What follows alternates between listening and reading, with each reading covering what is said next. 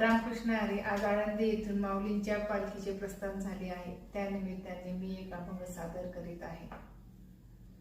अरे अरे ज्ञानाचा दासी पावना, अरे अरे ज्ञानाचा दासी पावना, अरे अरे ज्ञानाचा दासी पावना, तुझे तुझ ध्यान करो आले, तुझा तुझी देव तुझा तुझी भावा, तुझा तुझी देव तुझा तुझी भावा, तुझा तुझी देव तुझा तुझी भावा, विठ्ठला संदेह